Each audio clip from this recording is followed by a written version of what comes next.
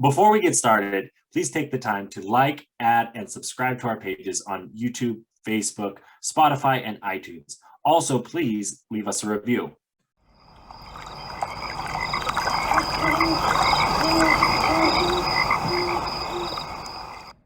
No, they're not that big at all. Cousin or relative. You're absolutely right. And I didn't even know. I'm reading here on the book too. I didn't know the second national park was Sequoia. Oh, I didn't know that either. We can wander our way over, because this is Wandering Ways. What's Bigfoot possibility?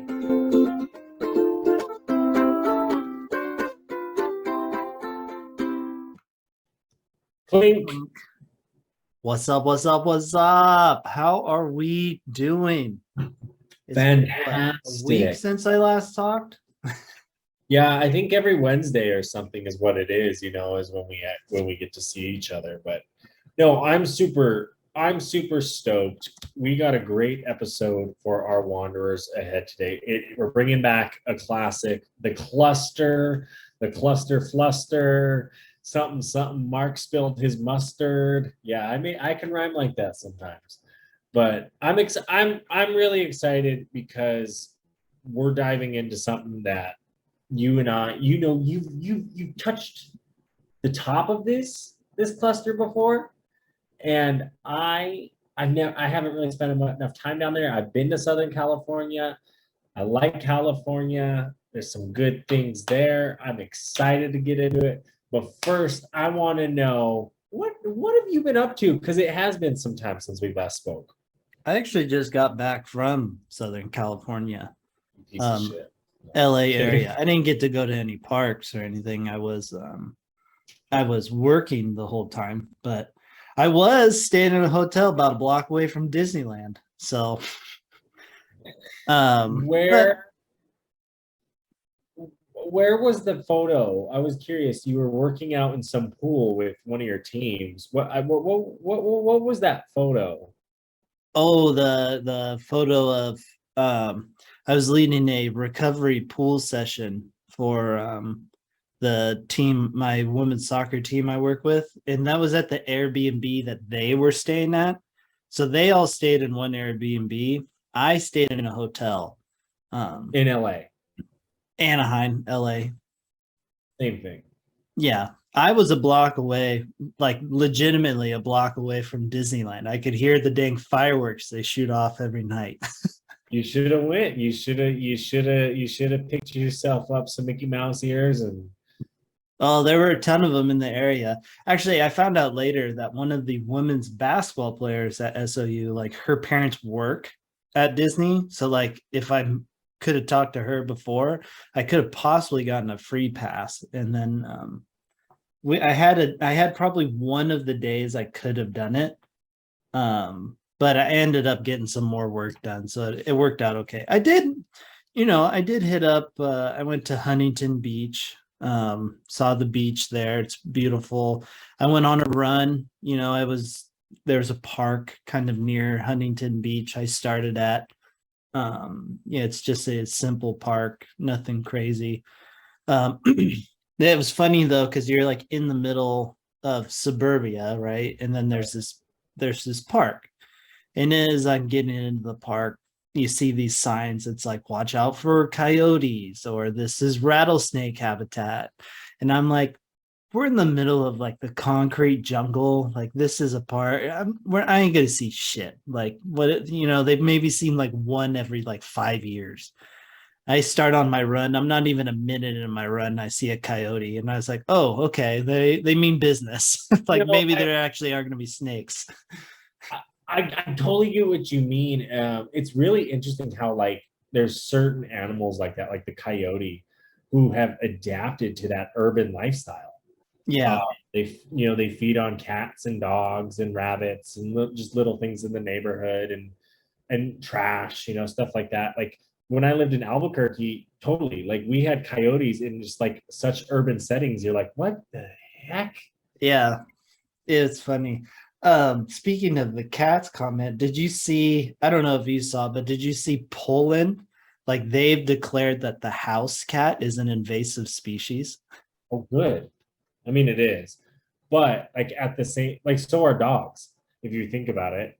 Oh, I mean, I do think about it. I do agree with that statement. The reason why Poland went like the extra mile to like really actually declare it an invasive species is because of the impact that house cats have on bird populations.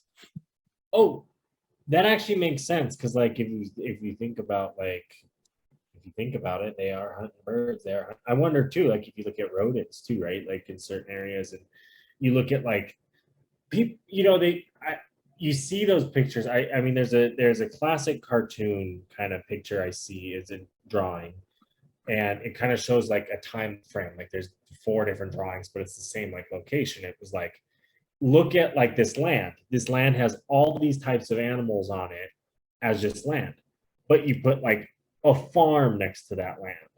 Yeah. What it does, like certain animals go away, other animals kind of thrive, and then like you add some houses, you make it a suburban neighborhood, and then it's like, oh, now you have just birds, or now you have just this, and it's like kind of crazy how it affects the whole system.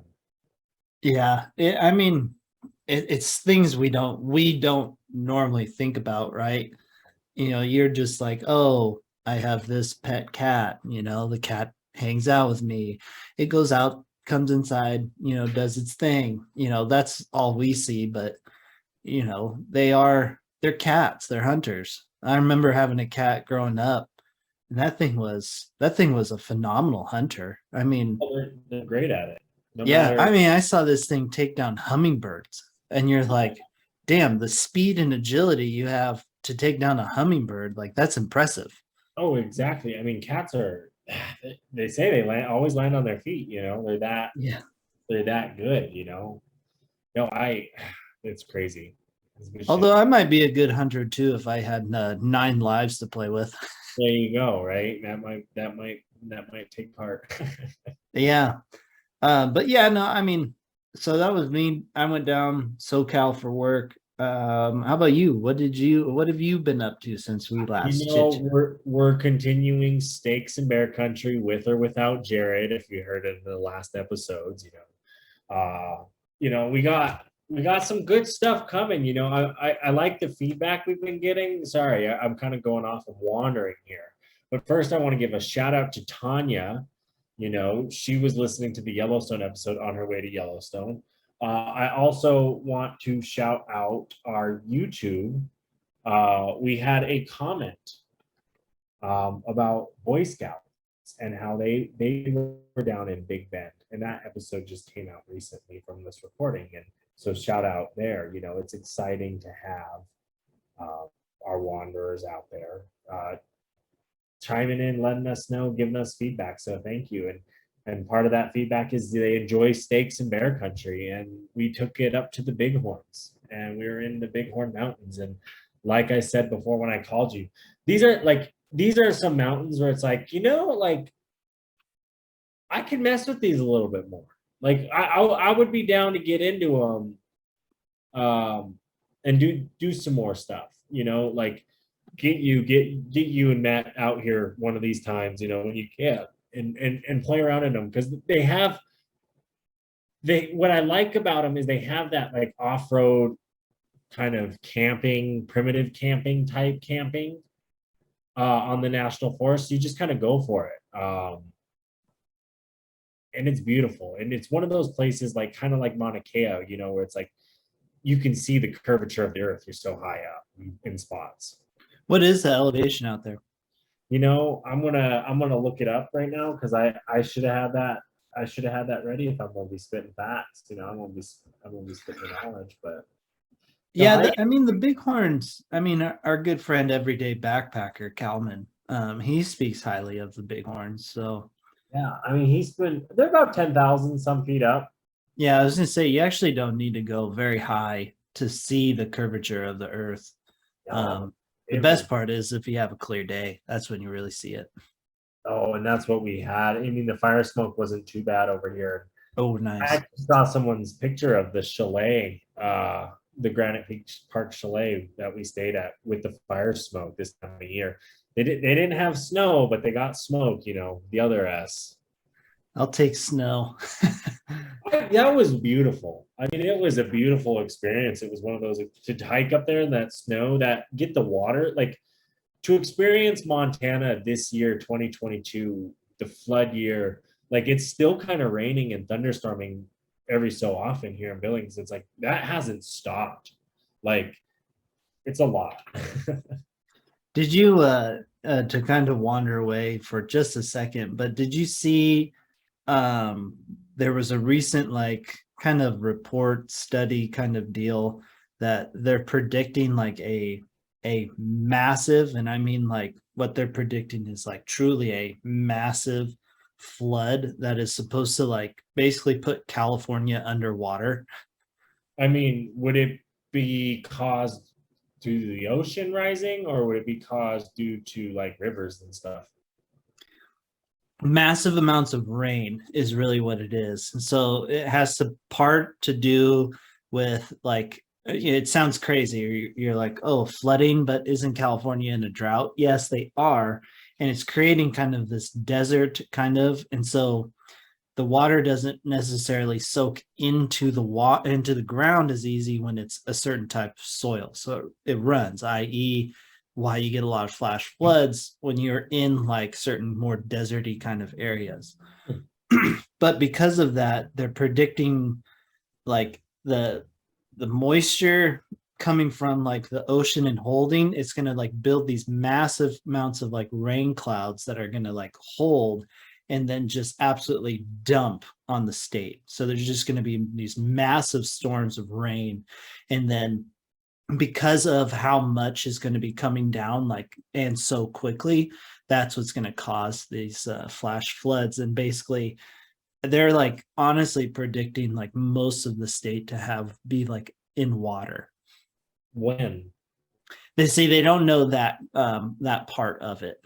And that's that's always the caveat everybody always says. We're like, well, you don't have an actual date when it's going to happen. Well, oh, shit, of course not. They don't have a date. It doesn't work like that.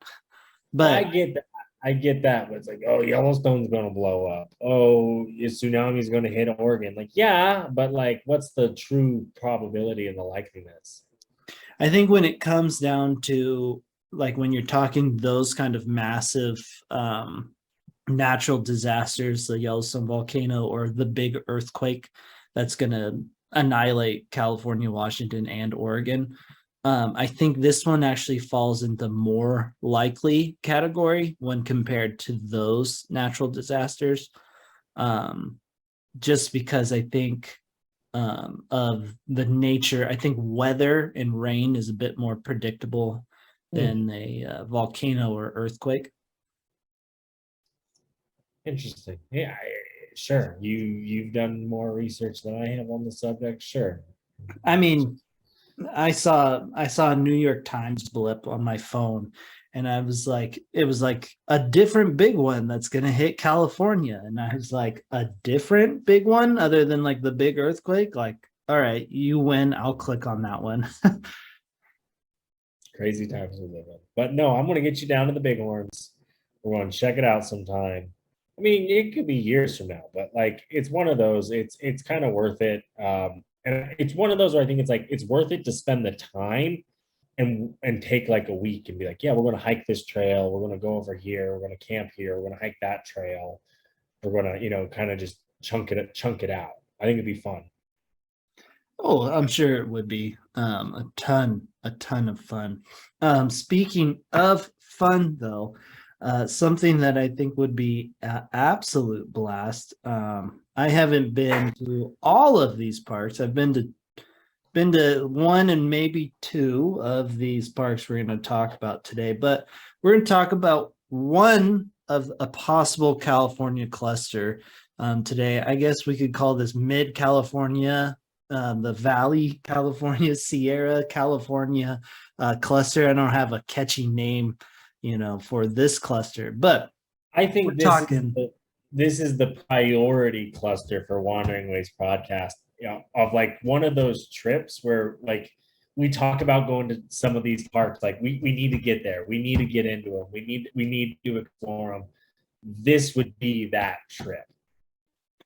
Yeah, I mean, it is for sure because I think we both want to do Sequoia. I think that hit like things, places we want to go. I think Sequoia was up there on both of our lists. So Yes. definitely this is a cluster we want to do here at Wandering Ways. But for anybody curious, if we are, what cluster the hell we're talking about Yosemite, Sequoia National Park, Death Valley National Park, and then depending on it, and we'll touch on it just a little bit, a little sprinkle on top of a good old-fashioned Joshua tree. But we are going to start this off with, I think the biggest question for all when you are planning these kind of clusters is like where to start. Yeah. And me and you were having that conversation, and let's just be real. Let's be who he is and talk about it from we're broke and we're going to Vegas. I think that's the cheapest flight that we find, regardless of where the fuck you're flying at. Like Billings, Montana, there's going to be a cheap flight to Vegas. Medford, Oregon, there's going to be a cheap flight to Vegas. Portland, Oregon, there's going to be a cheap flight to Vegas. That's where we're based out of. That's where we go out of. I mean, there'll be cheap flights to LA too. But I think to make sense of the loop, Vegas makes more sense because you're going to want to start at Death Valley, I feel like. Yeah, I think if you're going the cheaper option and you're flying into this area and then renting a car and doing the whole deal, I think Vegas is probably your best option just because flights are always cheap. It's always easy to get to Vegas. The issue is always leaving, right? So no, I think Vegas is definitely probably your best option, but if you're looking to start with the northern track, a Sacramento, a Fresno, or even like a Reno, those are all very valid options for you to approach it. They're not bad either. Like the price isn't going to be too terrible, but I mean, even if you're coming from like the East Coast or foreign, sometimes getting into Vegas is pretty gosh darn easy. And like we said, we would probably get to Vegas, go to Death Valley night one.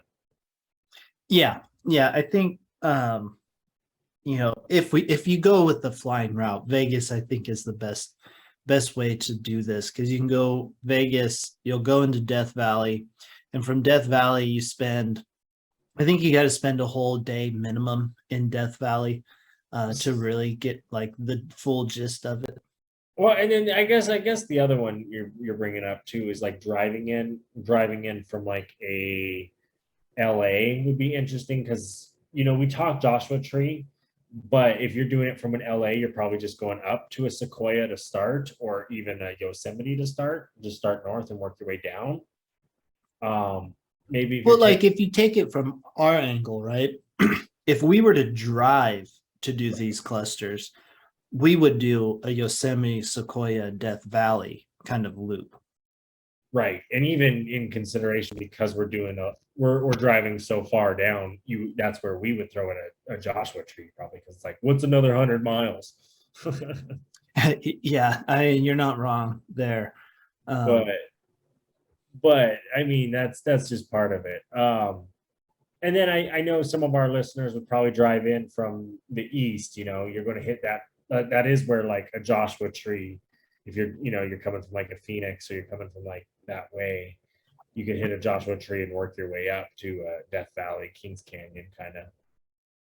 Yeah. If you are driving in from the southwest there, and you're going through Phoenix and all that, you probably, if you're cutting over more towards LA, I would hit Joshua Tree just because you are going to. You're going to drive right past. In fact, actually, you can probably drive through it to kind of help with the transit time, and then swing up to like Bakersfield. And from Bakersfield, Sequoia and Death Valley are like right there. Right. No, and that's how you're getting in. I mean, you're getting into the cluster, but today I think we're just going to do the loop, right? We did a loop, because this is how we would do it, because I even looked like if we could add a Joshua Tree into our loop, we could go out of Vegas or Phoenix from there, and that's a good round trip. And I'm going to say let's start with Death Valley, man. I mean, this is a park I really, really, really want to get into. It's the hottest place in the world. Right? The mountains have the beautiful like colors to them because of like just how dry it's been, like the blues, the yellows that you see, the reds, Yeah, and the dirt. You're close to the Nevada test site, kind of Area 51 too, so I'm sure you get some of that vibe when you're in Death Valley because of the tourist stuff. I think a sunset in Death Valley will be pretty sweet, just because it really drops, and like that west side is really kind of when it climbs into the Sierras. So Yes. you're gonna have that sunset go behind the Sierras there, and I bet you the sunset is really. I bet you because it's a desert, it'd be a desert sunrise. I bet you the sunrise is still very pretty, but I bet the sunsets are top notch there in Death Valley. I don't know, man. When we were down in Phoenix for that layover, we got to see that sunrise in Phoenix. That was pretty pretty. Well, that's what I mean. Like, because you are going to have that desert. You're essentially in the desert there. It's going to be pretty wild to see. The one thing I really want to see in Death Valley is those like moving Yeah. rocks. Yeah. Because I've only ever seen pictures of it, and like, I could easily look up like how the hell are those things moving? It's like the ice and stuff. It gets cold and they slide. Oh, I don't know. I could look into it, and I probably should look into it, but to me, I'm just like, it's a fucking rock. It's not alive. Like, no, no, I totally get it. It's one of those, and I'm trying to look. I'm in my books here. I got my Secrets to the National Park. They're not saying it. well, But- that's because it's a secret of the secret. Oh, exactly. No, there's a lot to do. There's canyons. I mean, the deserts. What's so cool about a desert is I feel like when you look at most deserts, they were a part of an ancient ocean or an ancient sea at some point. So you have those crevasses and those canyons and those slots and all that fun stuff to like get lost and see in and take those cool pictures and have those just, it's almost like engaging yourself in those type of climates it helps the creative mind, you know what I mean? So to experience like a Death Valley, sign me up right now. That'd be about it. I do worry because they say like certain times a year when it's really, really hot, when you go and step on the pavement, your shoes literally melt.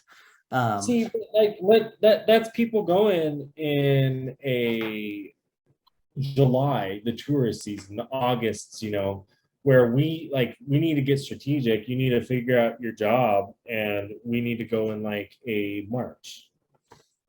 Oh, totally. People run from Death Valley up there.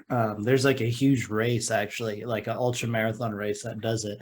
I am not going to do that one ever because I don't want to deal with the heat of Death Valley. But to all the people that do it, like, congrats, kudos to you. I don't want to deal with the hot feet.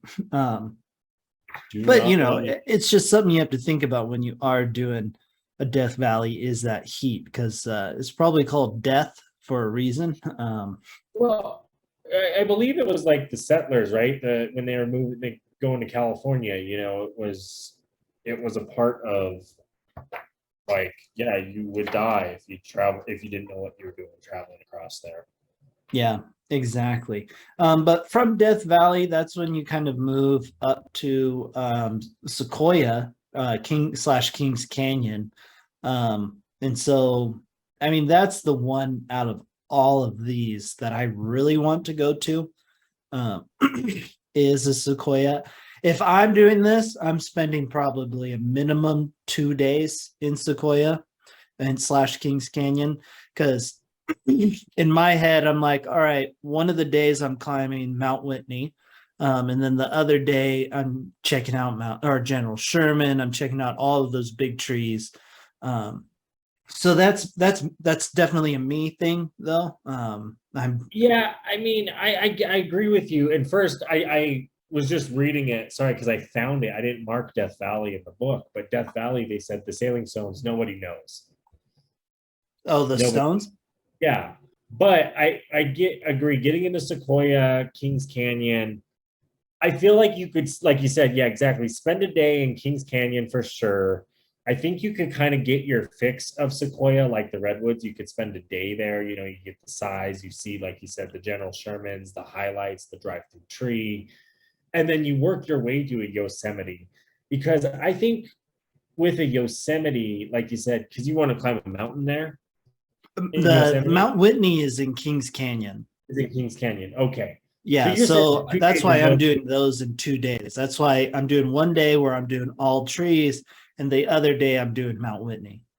Okay, no, that makes sense. But because I mean, you're going to get the same vibe as I guess the Sequoias, right? You're going to still get the same, like, because there'll be Sequoias in Kings Canyon.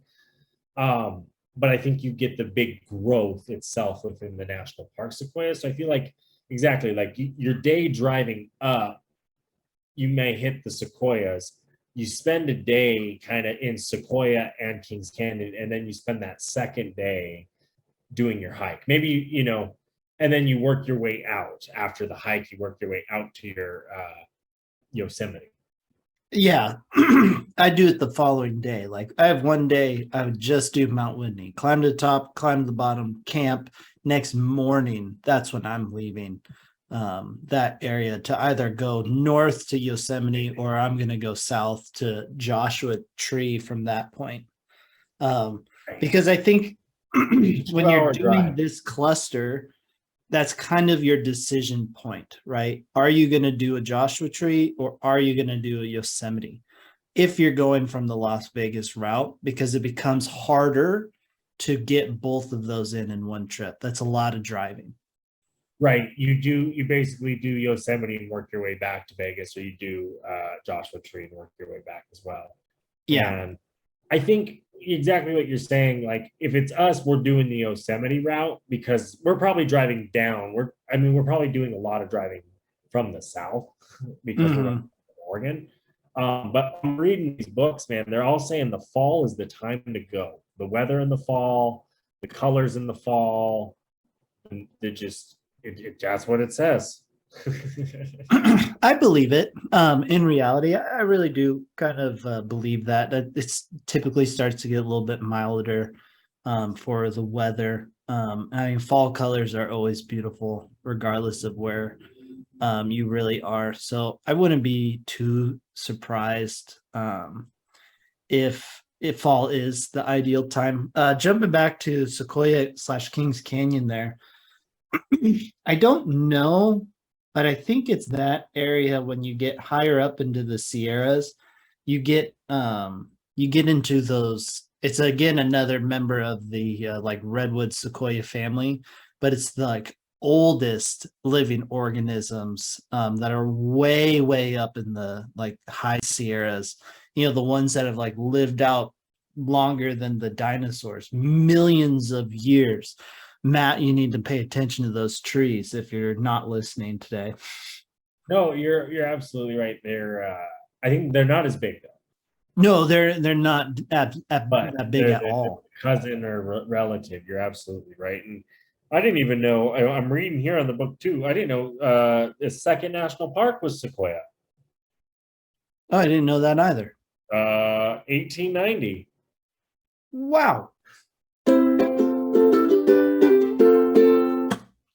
So I was kind of thinking of getting into sport fishing again, but I feel like I need a good quality net. Well, you know what, Reverend? I got the key solution for you. You know, our friends at Blue Ribbon Net make this eco-friendly aquafade bag, so you're not hurting the environment. It's 100% biodegradable. Plus, the wood is locally sourced and it is also biodegradable. And it's just such a great company to use. The Blue Ribbon Nets, they're here in Bozeman, Montana, and we even have a discount code. That's right. If you use the code Rougarou10, that's right. That's my Jeep, the Rougarou. Rougarou10, RUGARU10. You're going to get some discount on a Blue Ribbon net. You know, you can get the long one if you're fishing the big fish, or you can get just the good river one, you know, if you're like me and just want to catch a lot of fish. So again, make sure you go check out Blue Ribbon and use the promo code Rougarou10. Hey there, Reverend. I heard that you might be running dry on your sticker supplier. Yeah, I've been looking around and I've kind of like run out of cool stickers to buy and put on water bottles and stuff. Well, I mean, have you seen the stuff Josh has been coming out with lately? No, I have not. Well, he is doing some really cool stuff with the Shop LS 574. Yes, they're working with indigenous communities and making some really cool stickers. He has a really cool Buffalo Mountain sticker. There's even water bottles, hats, sweatshirts, the whole swag. And we even got a discount code for you guys. Yes, if you use Wandering Ways at Shop LS 574, you're going to be getting a discount on your next purchase. But not only that, you're going to be giving a percentage of that sale to the Little Shell Tribe, as well as they donate $1 of every sale to murdered and missing Indigenous women. So just such a cool thing going on there. You know, you use the code Wandering Ways, WANDERING WAYS, and you put that in there, boom, you're getting a discount. Yeah, I mean, I didn't know Sequoia was the second national park, which is honestly that's one of our funner facts. I know funner is not a word, but it is definitely a fun fact. But what goes right along with fun facts is cool shit. And by cool shit, I mean cool shit in nature. And this week, I have a treat this week. I have not two, but three, mainly because one is a really kind of silly video. But I got a giggle out of it, so I wanted to share it with everyone. So I'm excited. I'm stoked, man. This is one thing I think you look forward to most is like I get to share two videos with like the Wanderers. yeah, but here's the silly one, because it's definitely not real at all. Oh yeah, it was the bears fighting. Yeah. Yeah. It's the bear fighting the fisherman. And this one, only reason I put it on here is because I get a giggle out of it. I'm curious if they're actually by those other bears or if those other bears are animated. I think they're fake too. Because if you look at the one that's like closest to him, he's kind of got a similar look to the bear that's fighting that fisherman. It makes sense.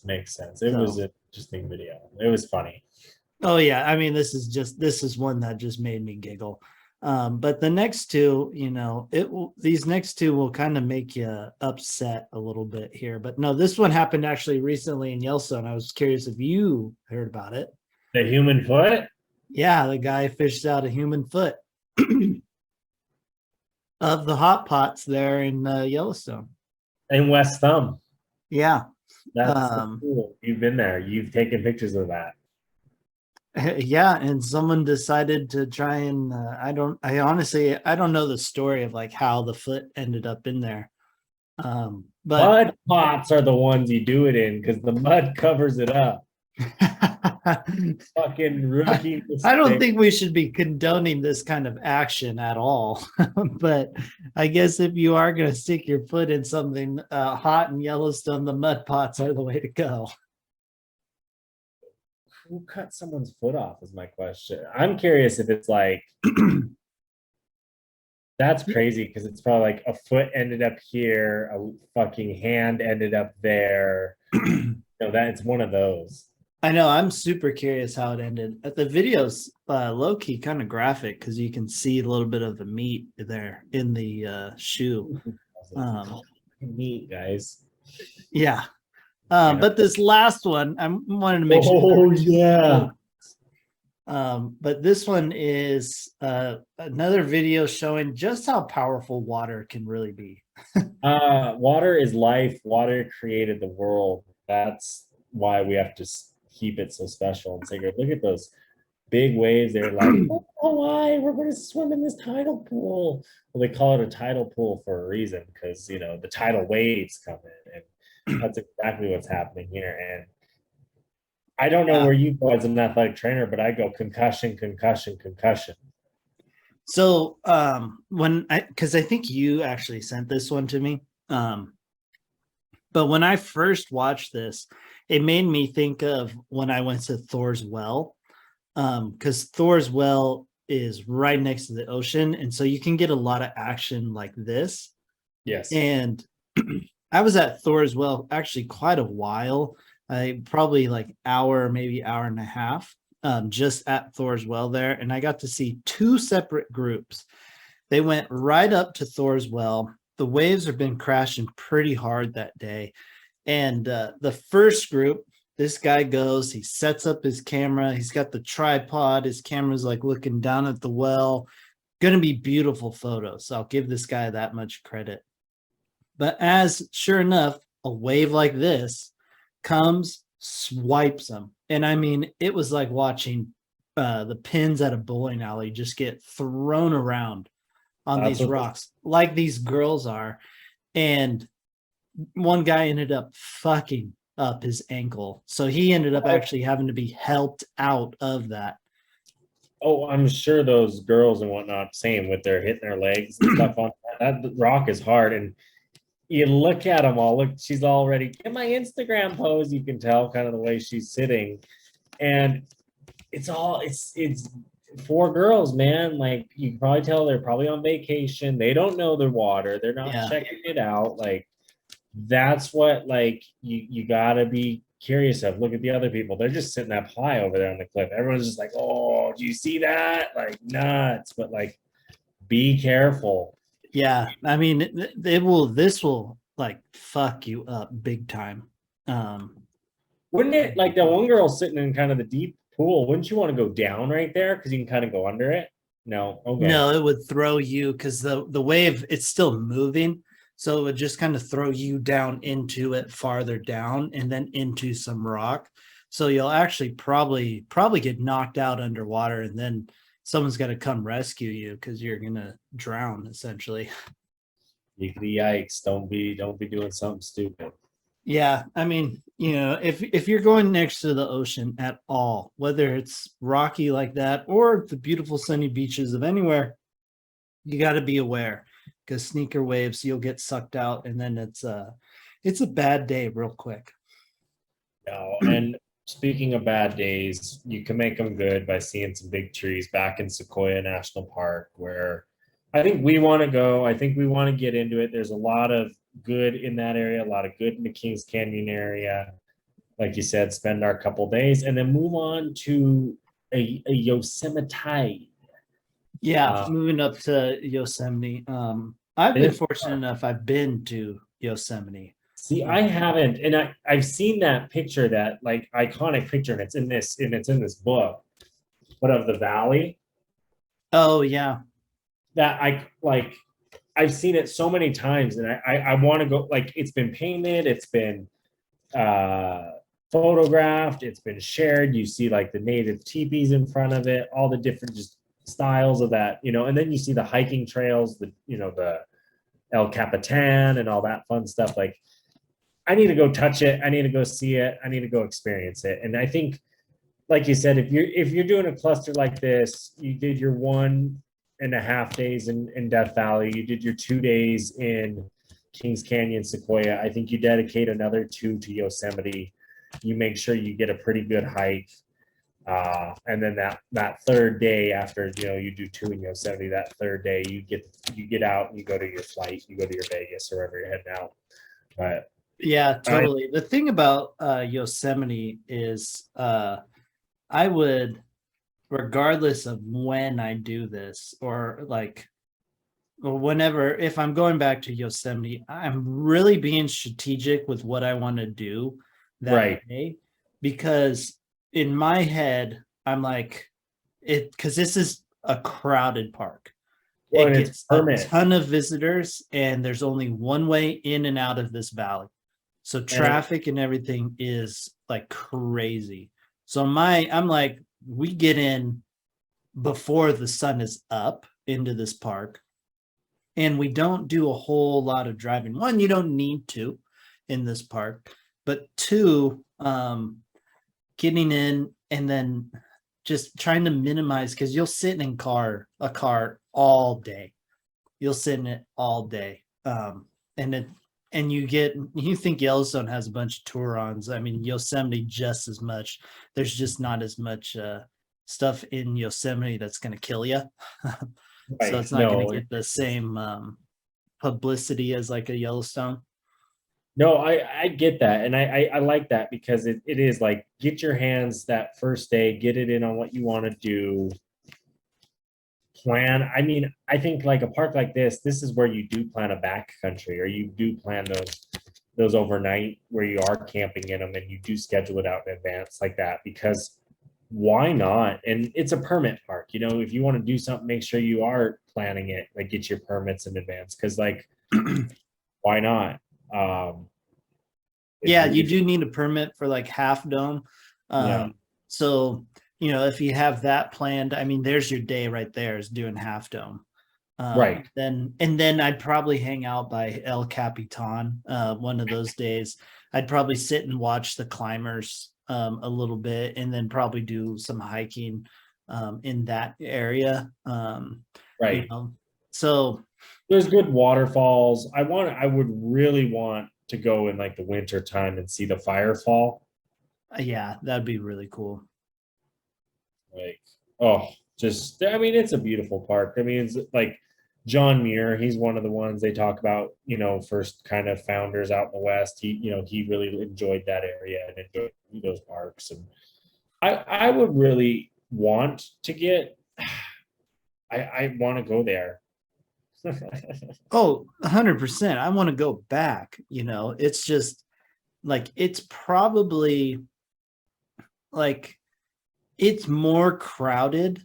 And when I say this, I don't mean by sheer numbers, but like how dense, because it's so small, it's more crowded than like a Yellowstone. Oh, I bet. I mean, I believe like when you talk about like that aspect of a park, this is like, yeah, Yellowstone and Smokies are busy, but yes, I bet your ass this is the busiest in that sense, where you're going to always be around crowds. Like it would rank Yeah. the worst for national parks for crowds for us in our thing. But Yeah. like we've said about a lot of other national parks, that's why we're planning in advance. You're planning that backcountry experience, that hiking experience, because I feel like you're at least going to get away from the big crowds. 100%. I think that huge to get out away from the crowds, because Well, I was talking to Matt, kind of like a good example, where I feel like, yeah, you're out of the crowds. It's probably going to be like Oregon, where it's like you're on a hiking trail, you run into people all the time, kind of like you out there, probably in the backcountry. It's similar to that in the Yosemite backcountry, where like in the glacier backcountry, Montana here, you're not running into anybody for a while. Yeah. Everyone you do, but like in reality, no. 100%. The hike I did, and I did like Upper Yosemite Falls. And then once I got up to like the falls, I then went to like, I think it's called like Panorama Point or something, but I kept going. And I noticed that the crowds dropped quite drastically after the falls. And I think part of that, you can strategize your hikes that way. Maybe if you're not doing the backcountry, but you want to do something with less crowds, like you can do one of the more popular routes, but also find something that trail kind of connects to, that keeps going. So you can hit like the hot button topic, the falls that you're there, but then you keep going and you're still going to hit some people, just because that's the nature of this park, but your number's going to drop quite a bit. So you can get away, and you can, I still had a moment There's a funny video. I don't know if I still have it on my Instagram like highlights, but there's a hilarious video. I'm like sitting there, and I know Half Dome is like literally right across from me, but it's so foggy and smoky you can't see it. Um, but at that moment, I was by myself, you Right. know, so it's possible. It's just a lot harder, and I think you have to, you know, hike for a longer distance, but you can hit multiple things on a hike. Well, and what it makes me, another thing it kind of makes me think about too is I really want to get into the Sierra Nevadas, as they're one of those mountain ranges I have not spent any time in. I would like to get more into them, see what they have to offer, see what they experience. And I'm sure the national forest land around there, you know, if you really are looking for kind of less people, that's where you want to find it. Yeah. I mean, the problem with national forest is it offers more like the CHV, you know, the OHV trails, you know, less park hiking. And I mean, there'll still be hiking and stuff, but you'll get more people for recreation. You'll have the reservoirs with boats and stuff on them in national forests and stuff like that, where you don't as much in national parks anymore. Yeah, and I think somewhere in like the Sierras, there's the John Muir Trail. Yes. So, and I think it's actually around Yosemite area. So like you know, you don't have to do the big like PCT multiple days hiking. Like this one is a nice like true backcountry kind of adventure, and you're not doing the vast miles per day that you're doing when you're doing like a PCT. So you can get that kind of experience up in that area as well. I don't know Right. if I would do the John Muir in a cluster when I'm trying to hit multiples of these parks. That'd be a separate trip. But you know, when it comes to Yosemite, this is definitely one you have to plan it out ahead of time. And Well, if you had the time, 2, 3 days is probably what I would allot to this park. Because looking at like a map right here, I have my Secret to the National Park book. You want to hit the valley. The Yosemite Valley is the like that's the whole point of the park, but the park is bigger for a reason too. And you get to like that north side of it, you know, you get over, I'm sure up in that backcountry, up in the you know, that you have the all the different forests, the wilderness. You're going to find those hiking trails, you're going to find those campgrounds that you're going to fall in love with, you're going to enjoy the area. I just like being outdoors. So get me to these parks. I want one of those vans with the big thing that comes off the back that you can just work out of and live out of. And I could go to all these parks all day long, every single day. yeah, I mean, that it would be really fun to do that. That is for sure. That's the goal. Totally. But they have bears there. Have you seen a bear there? I haven't seen it in Yosemite. I saw it in Lassen, which is farther north. But yeah, they have bears. I mean, Sierra Nevadas are known for having bears. I've heard a ton of stories about bears in that area. But so that's if you go from Sequoia Kings Canyon up north to Yosemite. Let's say you've been to Yosemite, or maybe the crowds of Yosemite are kind of scaring you away. You can head south, and you can get into like the Mojave National Preserve area, which is a very cool kind of area. I drove through it on my way to Joshua Tree, but you can also make your way to Joshua Tree National Park, which is another very, very cool park to go to. I highly recommend it. It was one of those, I chose it because I saw some cool pictures, and I was like, in my head, I was like, I think this is an underrated park. But since I've heard people talk gloriously about it, and I was like, oh, it's probably as rated as it is as rated of a park there. No, I mean Joshua Tree, it definitely, I think that's another one. It's a good starter park for this cluster. So if you went up to Sequoia King Canyon, then over to a Death Valley, you know, it's a good starter. I I think it's one of those parks where like the trees are so cool, and how that, like, you know, trees grow in groves. This is one of those spots they grow kind of differently. They are the way they are. Go check it out. You got historic Route 66 that goes right through there, which is a huge, it's Americana, part of that kind of history. It was the 54th national park, Mark, so you're aware. That's good to know. They say look for jackrabbits. Oh, I believe it. I remember when I was driving through, they had the signs for like tortoise crossings. And I kept telling myself, like, oh, I sure hope I get to see a tortoise. Because that would be cool. The trees are really cool. They just sit so weird, because it's national park. So they're allowed to just grow in these groves. And so now when I really think about it, I'm willing to bet like the redwoods or the sequoias grow in a similar pattern. The just difference is these are forest bottoms when you're talking redwoods or sequoias, whereas Joshua tree, or I bet you saguaro down in Phoenix, very similar, but cacti, it's desert. So it looks more bare. So you have more open space between them. Right. And so that's such an odd thing to see for myself, because I'm just not used to it. Maybe if you're from there, you find the opposite different. It makes sense from a desert though, because of the water, right? Less water, you're gonna be spread out. Where like the trees, the canopy, it's like the forest, like you're saying, they have that water, so they're fighting for the little bit of light that they can.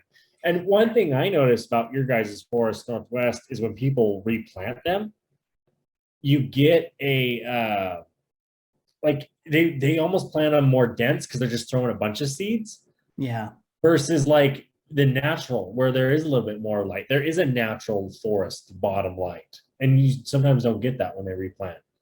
So to have that openness, that wilderness out in the desert, oh, I bet it's spectacular. And I mean, they even show like the wildflowers in early spring. That I mean, Joshua Tree, I think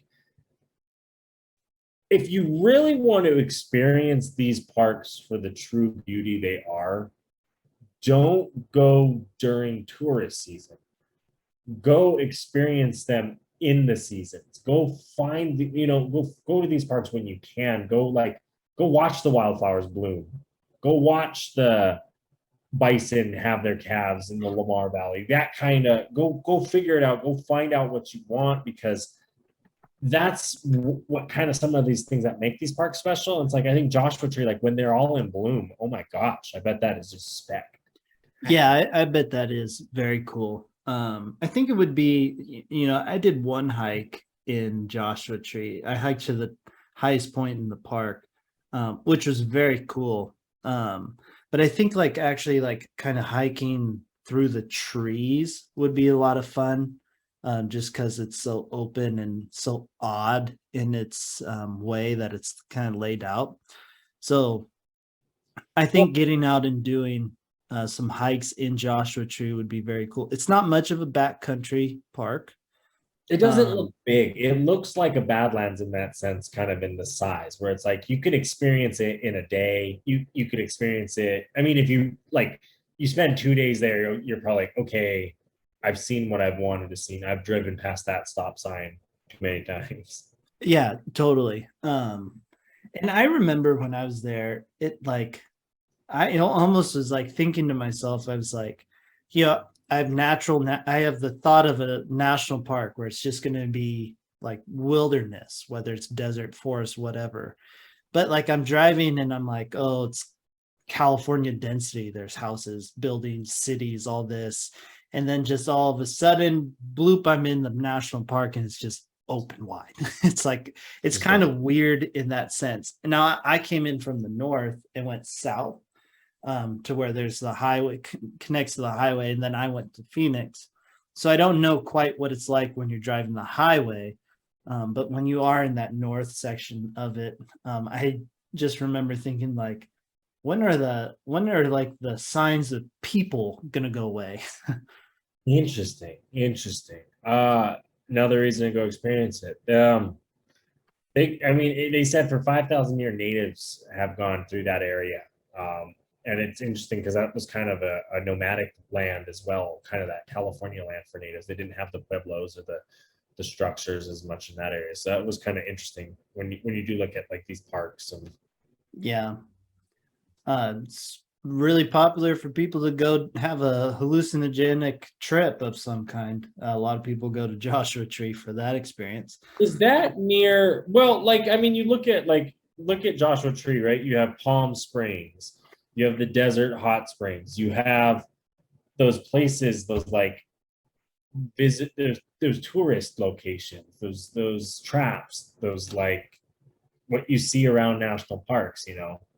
No, 100%. I mean, And when I did it, I stayed in a hostel there in Desert Hot Springs, um, which was a lot of fun. I loved it. It was more like someone's house, the hostel, but it was sweet. I went and enjoyed some hot springs. I mean, it was a good time. Joshua Tree is well worth the visit if you're not going to go up towards Yosemite. When you right. are doing this again, we talked about 4 parks in this cluster. We talked from flying into Vegas, Death Valley, Kings Canyon, Sequoia, and then making a decision. It's a tough decision, but I think that's also part of what makes this cluster nice is you can really kind of customize it to what you want to get out of it. Well, and I think exactly, it's one of those ones where I think too, you're in those areas, you're in the Vegas area, you're in the LA area, you're in, I have a day trip or I have a couple days to get away. These are even those parks to do that in, and deciding which ones you want to do, what you wanting to experience. Because you're going to get a different vibe you're going to get a desert vibe in Death Valley and in Joshua Tree, but you're going to get more of a forest vibe in Sequoia and Kings Canyon. And which I need to go down there. One state I haven't spent a lot of time in is Nevada. And like for good reason, because like what other reason? And I kind of want to, I feel like the outdoors there would be fun. Yeah, I think so. I think Nevada is worth exploring. But anyways, I actually have to be that guy. I knew we were getting here. I felt it. And Yeah. See, that's why I do the pre-final words, and it throws you off sometimes. Yeah. So I'm being that guy. We're getting to the end, and it's time for our final words. So final words, my guy. I just want to thank you guys again. Shout out to our followers, our listeners. We appreciate you guys. We appreciate teaching you about the parks, learning about the parks, telling you about our adventures, our stories, the fun things we do. We hope you enjoy it. We hope you watch the Instagrams. You send us emails at wanderingwayspodcast@gmail.com. We hope you subscribe to the YouTube, subscribe to the iTunes, subscribe to the Spotify, leave us those reviews because they help us out. I would like to do this full time. Why not? Because I enjoy traveling. I enjoy talking about these places and going. So we appreciate you guys, and it starts with you. So if you have anything, let us know. And I'm just going to hand it right over to you, Mark. Reverend's final words of wisdom. Stay beautiful, everybody. I cannot tell you how much I appreciate every single one of you for sticking through, listening to this episode. It was a doozy of one. Love us some clusters. Seeing as many of these parks as we can. Just go out there and be good people, everybody. It really is truly, it's what makes the world beautiful is when you are as an individual are beautiful, and you can be beautiful towards other because it's catchy, it's trendy. People do it when it's done to them. So be beautiful towards others and other living creatures. And with that being said, peace out, everybody. Bye.